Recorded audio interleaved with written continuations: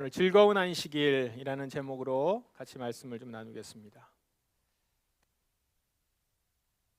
때는 안식일이었습니다. 예수님께서는 어느 한 회당에서 말씀을 가르치고 계셨습니다. 그때 거기에 18년 동안 병마에 시달린 한 여자가 있었습니다. 어떤 병이었냐? 허리가 굽어서 몸을 조금도 펼 수 없었던, 완전히 굽어져 있었던 여자였습니다. 말씀을 가르치고 계셨던 예수님께서는 그 여자를 주목해 보셨죠. 그리고 그 여자를 가까이 불러서 이렇게 말씀하셨습니다. 여자여, 내가 병에서 해방되었다. 그리고 예수님은 그 여자에게 손을 얹으셨습니다. 그러자 여인은 그 즉시 똑바로 일어서서 설 수 있게 되었죠. 18년 만에 허리를 펴게 된 거예요. 이 여인은 큰 감격 속에서 하나님을 찬양하였습니다. 정말로 놀랍고 기쁜 일이 아닐 수 없었을 것입니다. 여인이 먼저 예수님에게 병을 고쳐달라고 요청하지도 않았고요. 단지 안식일이 되어서 회당으로 예배를 드리러 갔을 뿐인데 그곳에서 전혀 예상하지 못한, 생각하지 못한 기적을 경험했으니 여인이 느꼈을 감격과 기쁨이 얼마나 컸겠습니까? 그런데 이 은혜롭고 감격스러운 장면을 본 회당장, 거기에 있는 회당장은 지금 화가 났네요. 자, 이 기쁜 장면, 놀라운 장면을 보고 화가 났어요. 왜요? 회당장이 화가 난 이유는 예수님께서 안식일에 병을 고쳤기 때문이라는 거예요. 안식일에는 일을 하면 안 되는 날인데 병을 고치는 일을 했으니 예수님이 안식일 규정을 어겼다는 겁니다. 그래서 화를 지금 내고 있는데, 화를 내고 있는데 누구에게 화를 냅니까? 병을 고친 예수님에게가 아니라 회당장은 지금 사람들에게 화를 내고 있습니다. 병 고침 받은 여인과 그 여인을 보면서 기뻐하는 사람들에게 화를 내고 있어요. 이렇게 말하죠. 일하는 날이 6일이나 있습니다. 이런 날에 와서 병을 치료받으시오. 안식일에는 안 됩니다. 병 치료 받았다고 그 여인에게, 그리고 여인을 기뻐하는, 병 고침 받은 것 때문에 기뻐하는 사람들에게 이제 뭐라고 한 겁니다. 아니, 병을 고친 건 예수님이에요. 그런데 왜 엄한 사람들에게 화를 낼까요? 그리고 여인이 먼저 병을 고쳐달라고 요청한 것도 아니잖아요. 그냥 예수님께서 혼자 결정하시고 다가가셔서 병을 고쳐주신 겁니다. 그러니 화를 내려면 예수님께 화를 내야 되죠. 그리고 사람들에게는 화낼 이유가 없는 겁니다. 그런데 왜 회당장은 예수님께는 화를 못 내고 사람들에게 화를 냈을까요? 사람들이 만만했겠죠.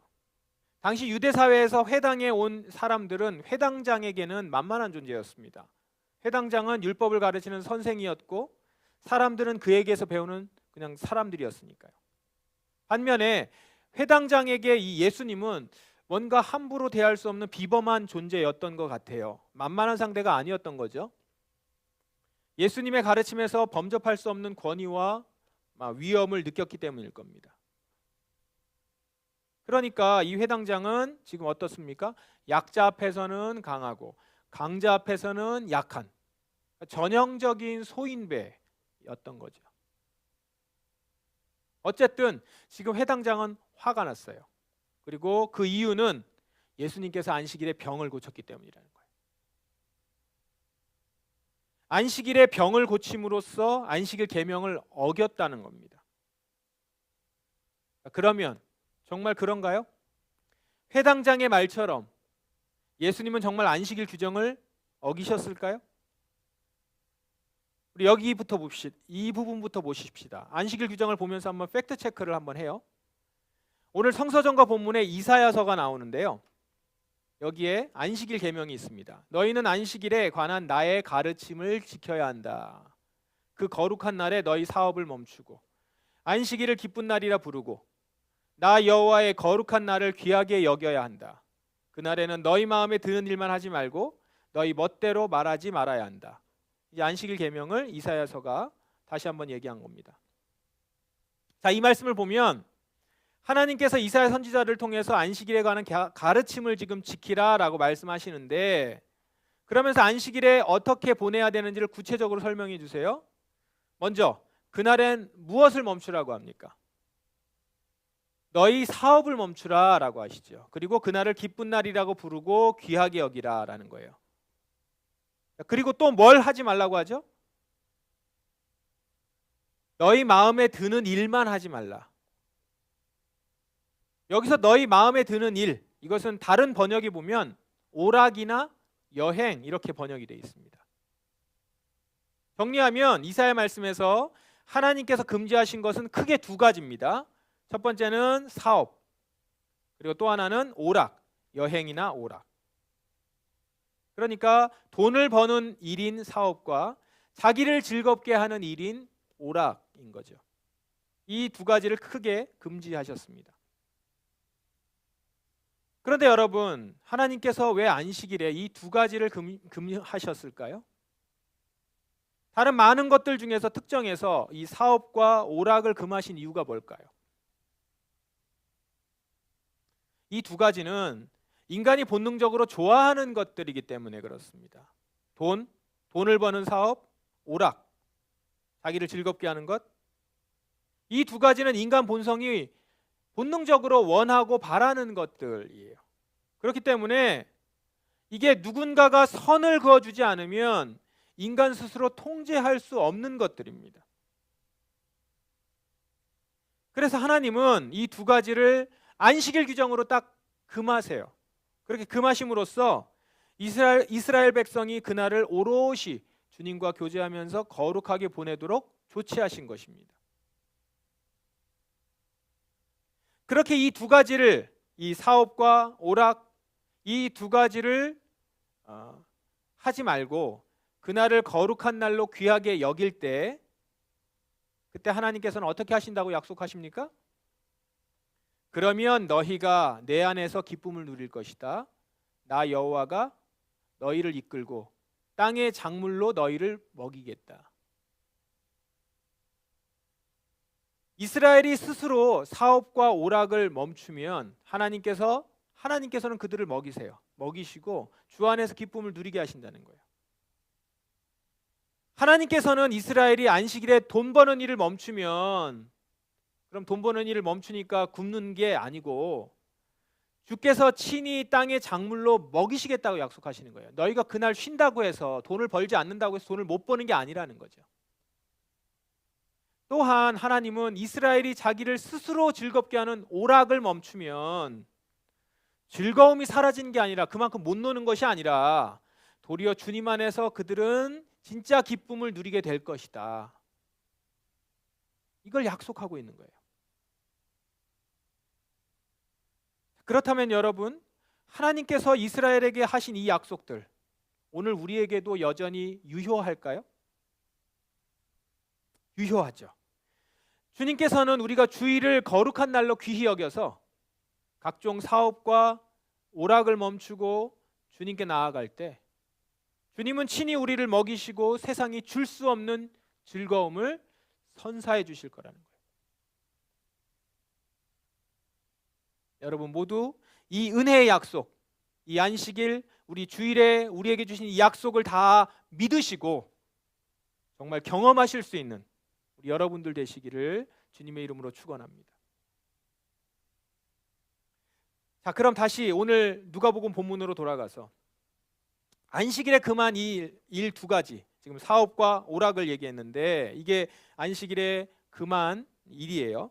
그렇다면 이것과 예수님이 하셨던 병 고치는 일은 이 안식일에 금하는 일, 금지하는 일에 해당하는 일인가요?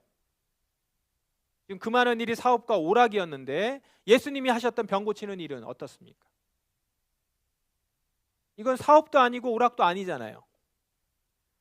예수님께서 여인을 고친 일은 전혀 안식일 규정에 어긋나는 일이 아니었다는 거예요. 돈을 벌기 위해서 사업을 하신 것도 아니죠. 자기 쾌락을 위해서 오락을 즐기신 것도 아니에요. 예수님은 율법을 폐하러 오신 것이 아니라 완성하러 오신 분이지 않습니까? 예수님은 율법을 어기시고 파괴하는 일 하지 않으셨습니다. 자, 그러면 회당장이 이 사실을 몰랐을까요? 오해한 걸까요? 그래서 화를 낸 겁니까? 회당장은 예수님이 안식일 규정을 위반하지 않았다라는 것을 몰랐어요? 아니요, 알았습니다. 회당장은 성경에 해박해요. 회당장은 예수님께서 여인을 고친 일이 사업이나 오락이 아니기 때문에 이것이 안식일 규정을 어긴 것이 아니라는 것을 분명히 알고 있었을 것입니다. 이것은 예수님의 지적을 보면 더 확실해요. 예수님이 벌써 이 회당장이 다 알고 있다라는 것을 알고 계시면서 이렇게 말씀하시는 거죠. 위선자들아, 너희는 안식일에 소나 나귀를 외양간에서 풀어내고 끌고 가서 물을 마시게 하지 않느냐? 위선자들아, 위선자들아 뭡니까? 속이는 자들아. 속이는 자들아, 왜 속이려 하느냐? 속이고 있다는 거죠. 알고 있으면서 속이려고 한다는 거예요. 회당장을 비롯한 바리새인들은 안식일에 소와 나귀를 끌고 가서 물을 마시게 해요. 왜요? 그들도 소와 나귀에게 물을 먹이는 일은 사업이나 오락이 아니라 가축을 살게 하기 위한 당연한 조치라는 걸 알고 있기 때문에 그런 거죠. 따라서 지금 그들도 예수님께서 여인의 병을 고치신 일도 이와 같이 사업과 오락에 해당하지 않는 당연한 조치라는 걸 알았다는 것이죠. 그렇다면 여러분, 회당장은 왜 예수님이 안식일 규정을 어겼다고 이렇게 모함했을까요? 안식일에 일한 것도 아닌데 왜 일을 했다고 화를 냈습니까? 시기심 때문에 그렇습니다. 시기심. 예수님에 대한 시기. 그들은 예수님이 병을 고치시고 사람들로부터 인기가 많아지자 자기의 입지가 좁아지고 있다고 느꼈을 거예요. 지금 자기가 하지 못한 일을 예수님이 지금 하고 있는 거잖아요. 예수님이 자기의 자리를 위협하는 사람이라 여겨서 그가 하는 일을 보면서 시기한 겁니다. 당시 회당장은 단지 회당에 있는 종교 지도자를 넘어서서 그 지역 사회의 책임자 역할을 했습니다. 그 마을에 회당이 하나씩 있거든요. 거기에 회당장은 마을 지역의 유지이면서 마을 책임자인 거예요. 마을 사람들의 민심을 중요하게 봐야 하는 위치에 있었습니다. 그런데 지금 예수님이 고질병으로 고통받고 있는 여자를 고쳐요. 그러면서 순식간에 주목을 받게 되잖아요. 회당장은 자신의 입지가 흔들리고 있다고 생각했던 것이죠. 왜 예수님은 하는데 너는 못하냐? 우리 예수님을 회당장으로 세우자. 뭐 이럴 수도 있겠죠. 아마 사람들이 자기를 그렇게 보는 것 같다 느꼈을 거예요. 왜 예수님은 하는데 너는 못하냐? 그래서 자기 권위가 약해질 것이라고 판단했을 겁니다. 그러니 자기 자리를 위협하는 예수에 대해서 시기심이 발동할 수밖에 없고요. 그런 예수에게 환호하는 사람들을 보니까 화가 난 거죠. 이런 마음을 가지고 있으니까 18년 동안 병에 시달린 여자, 18년 동안 병에 시달린 여자를 매일매일 봤을 거 아니에요. 매주 봤을 거 아닙니까? 근데 그 여자가 낫는 걸 보고도 기뻐할 수가 없는 거예요. 그게 기뻤겠어요? 전혀 기쁘거나 놀랍지 않은 거죠. 화가 난 거죠. 왜 지금 저 사람한테 고침받아가지고 이러고 있는 거예요? 시기와 욕심이 가득 찬 마음에는 즐거움이라는 것이 있을 수 없어요. 자리를 지키고 싶은 욕심과 시기심으로 가득 찬 회당장에게 병자의 고통 따위는 보이지 않았던 겁니다. 그렇다면 회당장은 어쩌다가 이런 지경이 되었을까요? 그래도 나름 이스라엘을 이끄는, 그리고 한 마을을 이끄는 영적 지도자, 영적 목자 아닙니까? 어쩌다가 이 지경까지 됐을까요? 그는 하나님을 사랑하지 않았던 거예요. 종교 생활에는 철두철미했을지 몰라요. 그렇지만 진정 하나님을 사랑하고 그분과 친밀한 관계는 없었던 겁니다. 알맹이가 빠진, 알맹이가 없는 껍데기 신앙인 것이죠. 직업인 회당장이었던 겁니다. 율법이 담고 있던 정신, 하나님을 사랑하고 이웃을 사랑하는 그 율법의 알맹이는 온데간데 없고 그저 율법 계명의 문자적인 의미만, 형식적인 의미만을 고수했던 종교인이었던 것이죠. 이렇게 신앙의 본질을 놓치고 껍데기만을 붙들 때 인간됨의 기본조차 갖추지 못하게 됩니다. 요즘 우리나라 검사들을 지금 보면서 법기술자 이런 표현을 쓰잖아요. 법기술을 부린다 하면서 법기술자들이라고 표현을 쓰는데 이 회당장은 지금 말하자면 말씀기술자인 거예요. 말씀기술자. 율법기술자인 거죠. 여러분, 오늘 회당장의 모습을 보면서 어떤 생각이 드십니까? 그저 회당장에게만 해당되는 일 아닌 것 같죠? 회당장의 모습에서 우리의 모습, 교회의 모습을 발견하면서 사실 부끄러움을 부인할 수 없습니다. 아, 우리가 이러고 있진 않은가? 우리 교회가 이러고 있진 않은가? 예수님의 말씀으로 병자가 고침을 받고 그 연약했던 자가 기쁨을 가까스로 그제서야 누리는 건데, 그제서야 이제 와서야 누리는 건데 그 앞에서 화를 내요. 신자가 하나님과 인격적인 관계를 맺지 못한 채 그저 종교적인 생활만 지속하다 보면 이렇게 회당장과 같이 성공에만 집착해서 타인의 아픔에 공감하지 못하게 되는 것. 그 모습을 우리의 모습에서, 우리 교회들의 모습에서 보게 된다는 겁니다. 현재 우리 사회에서 희년이 실천되는 것, 희년이 실천되는 것을 막고 복지 시스템을 반대하는 부류들이 있는데 그 가운데 교회가 큰 입지를 차지하고 있죠. 희년 정신에 입각해서 부동산 정책, 금융 정책, 복지 정책 그것이 이루어지면 불평등이 해소되죠. 사회적 약자들에게 도움이 된단 말이에요. 보다 더 큰 도움이 될 겁니다. 그런데 많은 교회들이 이런 정책을 여러 이유들을 들어서 반대합니다. 그런데 사실 그들이 그렇게 드는 반대 이유들은 사실 사소한 것들이에요. 다 사소한 것들이고 실제로 그 이면에 있는 그 반대 이유는 이런 정책들이 있으면 자신들의 성공과 성장을 유지하는데 방해가 된다는 것이죠. 그 이유 때문 아닙니까? 하나님을 믿는다는 자들이 성공과 성장 이데올로기에 매몰돼서 공공선을 구현하는 정책에는 앞장서서 반대하고 있는 것이죠. 교회나 개인 차원에서 구제는 해요. 그러면서도 세금을 내는 일, 복지를 늘리는 일 이런 것들은 공산주의 이렇게 결사 반대하는 모습들을 보이지 않습니까? 무엇이 한국교회를 이렇게 만든 겁니까? 우리 신자들을 이렇게 만든 거예요? 알맹이가 빠진 껍데기뿐인 신앙이 우리를 그렇게 만든 겁니다.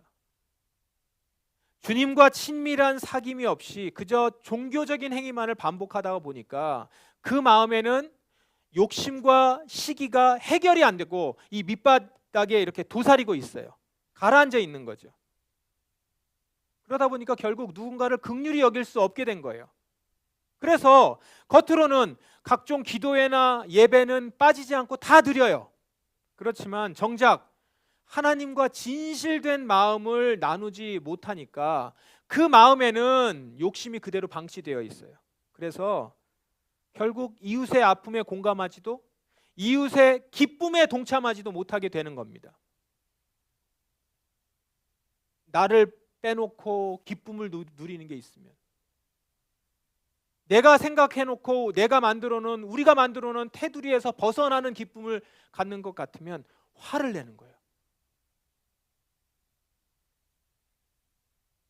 지금 그토록 아파하던 자가 허리를 펴지 못하던 자가 허리를 펴고 기뻐하며 하나님께 영광을 돌리는 예배의 자리에서도 그걸 보며 화를 내는 괴물이 되는 겁니다.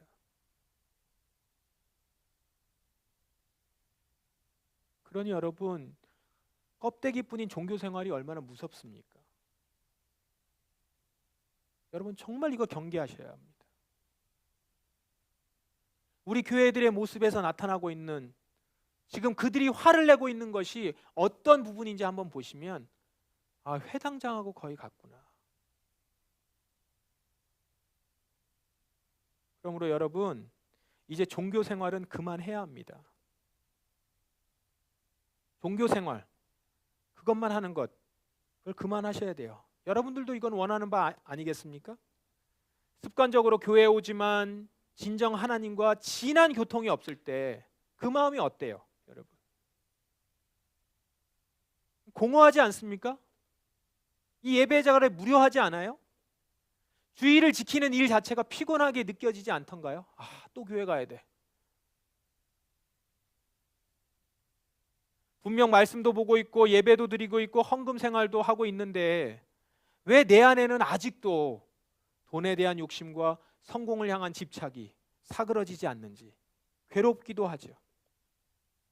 안타까운 상황에 처한 이웃 소식을 들어요. 그랬는데도 왜 그리 긍휼의 마음이 생기지 않는지, 그런 긍휼의 마음이 생기지 않는 자신을 보면서 당황스러운 거죠. 종교 생활에 계속 매여 있고 그냥 종교 생활만 하다 보면 이렇게 되어가는 것이죠. 이런 반응을 하게 되는 겁니다.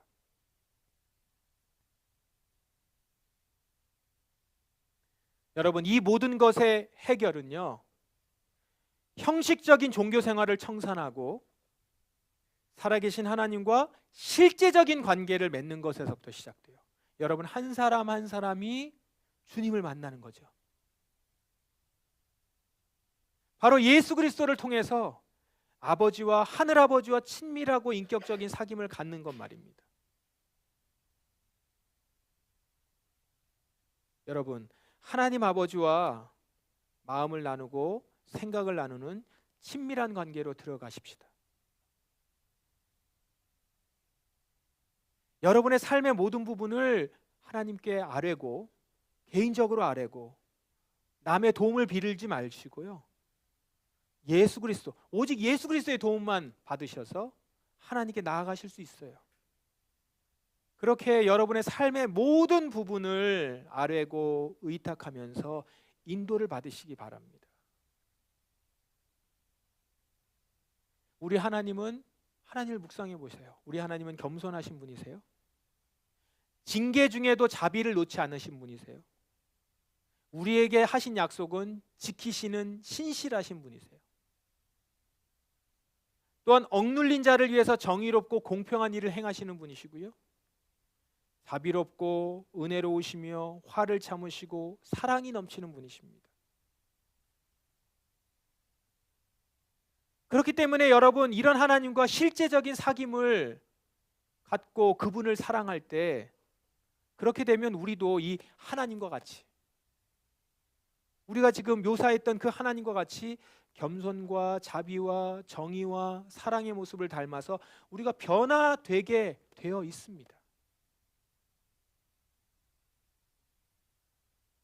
이 안식일은 바로 이렇게 멋진 하나님과 사랑의 교제를 누리도록 하기 위해서 구별된 날인 거예요. 안식일을 시간의 성소 이렇게 얘기하죠. 시간의 성소. 성소가 어디입니까? 제사장이 하나님을 만나러 들어가는 곳이잖아요. 시간의 성소. 이 안식일은 내가 제사장처럼 하나님을 만나러 들어가는 날이에요. 시간으로, 그 시간으로 들어가는 겁니다. 그래서 우리는 이날 하나님께로 들어가서 하나님과 특별히 깊은 관계를 갖는 겁니다. 이날이 그런 날이는 거예요. 이사야 말씀처럼 우리의 육신이 원하는 사업과 오락을 멈추고 이 주일을 기쁜 날이라 이렇게 부르면서 여호와의 거룩한 날로 여겨서 주 안에서 참된 기쁨을 경험하는 거예요. 이 안으로 들어가서 시간의 성소로 들어가면 주님께서 약속하신 기쁨, 준비하신 기쁨이 있거든요. 이제 그제서야 그 기쁨을 누리는 거죠. 내가 원하는 기쁨을 밖에서 찾지 마시고 사업과 오락과 여행에서 나 스스로 기쁨을 찾아서 다니지 마시고 주님이 준비하신, 약속하신 시간의 성소로 들어오시면 그 주님이 준비하신 기쁨을 내가 맛보게 되는 거거든요. 그렇게 안식일로 들어오십시오. 그래서 18년 동안 사탄에 매여 병마에 시달렸던 여인이 그 안식일 날 고침을 받아서 기뻐하며 찬미했던 것처럼 수년의 시간 동안 죄의 영향력 아래 묶여 살아왔던 우리도 이 주일, 이 안식의 날 그 안으로 들어가서 예수님의 가르침 가운데 해방과 자유의 감격을 누릴 수 있는 것입니다. 그렇게 이런 은혜를 경험하게 될 때 우리들은 이제 더 이상 욕심과 시기가 아니라 자비와 사랑의 마음으로 이제부터는 들려올 겁니다. 이웃들의 아픔이 들려올 것이고 공감하게 될 것이고, 그래서 그들을 치유하고 돕는 자들로 세워지게 되는 것이죠. 허리가 펴진 여인을 보며 진심으로 기뻐하고 그렇게 허리를 펴주신 그 하나님을 함께 찬양하는 자가 되는 것이죠. 아버지의 눈으로, 아버지의 마음으로 이웃을 바라보니까 그들을 도울 마음이 생기겠죠? 기뻐할 마음이 생기겠죠?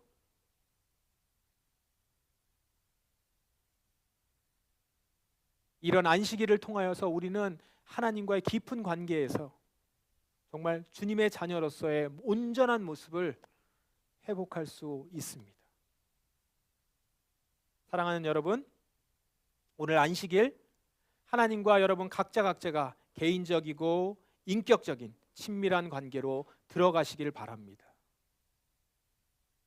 껍데기뿐인 화석화된 신앙을 벗어나서 그분과 마음을 교통하면서 그분이 주시는 참된 기쁨을 누림으로 살아있는 신앙인으로 살아가시기를 바랍니다. 그래서 시기와 질투가 아니라 공감과 긍휼, 그 모습으로 타인을 바라보는 자가 돼서 이제 여러분들을 통해서 아파하고 힘겨워하는 자들이 새 힘과 소생을 경험할 수 있기를 바랍니다. 오늘 우리 교회에 여러분 한 사람 한 사람에게 이러한 안식일의 기쁨이 가득할 수 있기를 주님의 이름으로 간절히 축원합니다. 함께 기도하겠습니다.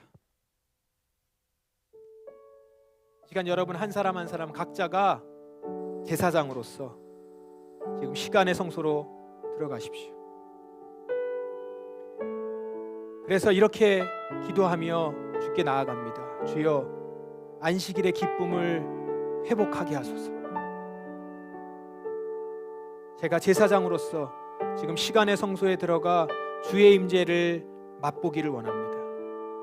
주여, 이 시간 저의 껍데기 신앙을 버리고 주님과 깊은 인격적인 교제 가운데 주님께서 나에게 준비하여 주신, 약속하신 그 안식을 누리게 하소서. 주님이 주신 참된 기쁨, 만족할 수 있는 기쁨을 누리게 하소서. 이렇게 다 같이 그리고 각자가 주님 앞에 나아가 기도하겠습니다. 다 같이 통성으로 기도하시겠습니다.